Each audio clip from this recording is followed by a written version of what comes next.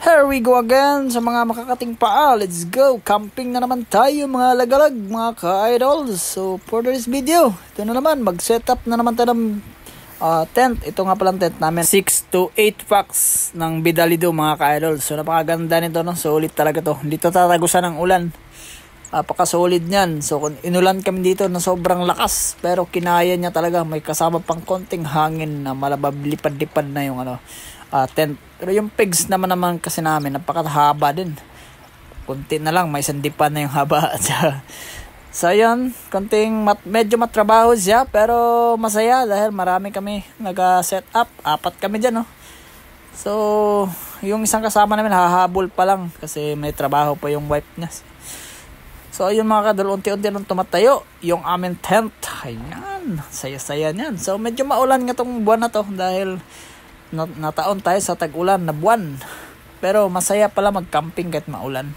At syempre, yung mga manok sa gilid-gilid, mamaya may tinula na tayo dyan kung magkamali sila ng pasok ng bahay. Oh my goodness. So since bawal yan hulihin mga kadol, huwag natin pag-interesan yan. Marami tayong ulam baon. At syempre mga kadol, ito na ang inihintay ng lahat, yung cover. Kasi yan talaga yung nagkapatibay para lalong hindi matagusan ng ulan. Kompleto po yan. So hindi natin nakuha ng video kung gaano kaganda ang loob nito. Sobrang pagod na kasi kami sa biyahe. Bumiyahe pa kami ng 1 to 2 hours and a half. So medyo malayo siya. Masukal yung daanan, pero masaya pala sa loob. Maraming kang makikitang manok, kabayo, baka, kambing at iba pa. So yun, konti na lang mekos na matatapos na rin yan mga kadol. So ang saya-saya namin dito. Alam niyo, sobrang gutom na namin ang time na yan kasi nag-lunch kami. Ang dating namin doon mga 4 to 5 p.m. na. So natatapos kami dyan mag-set up siguro mga 6 p.m. onwards na rin.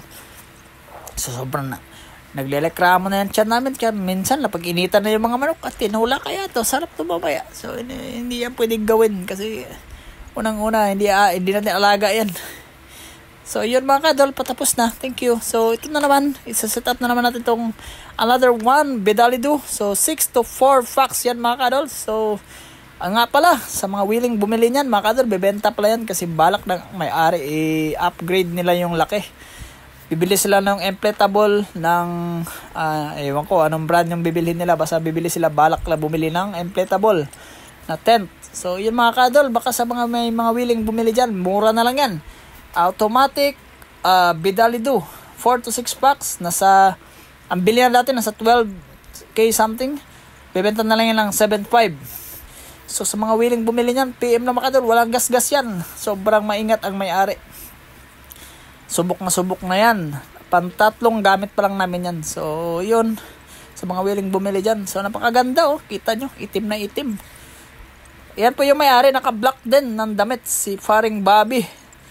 Ayan. At saka si Maring Candy. Si Mami Candy. Ayan. So, kung makita nyo kung gano'ng kabilis siya sineset up dahil automatic na siya, parang binuksan na payong na malaki. Ganon siya. Pinapakatiba niyan. Ang lakas ng ulan, hangin. Hindi talaga siya natibag. Ganon siya katibay. So, may kasama pang mga baba dyan. Nagdawa nga ako ng yung kalal. So, ginawa ko ng kalal para hindi mataba ng tubig. Pero kahit naman may tubig na yung ilalim ng tent namin, wala pa rin, hindi tumatagos. Ganun katibay ang mga brand na yung Bidalido. Yan sa akin, Bidalido, itong black Bidalido din.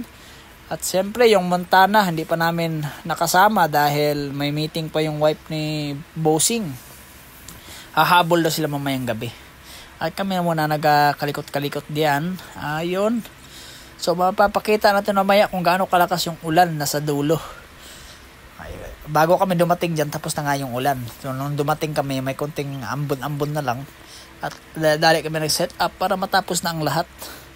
At syempre, gutom na talaga kami dito. Nagtatawanan na kami sa gutom namin, ibang level na yung gutom talaga. Pero so far, matatapos na rin yan in a while. Then yun, inulan na tayo.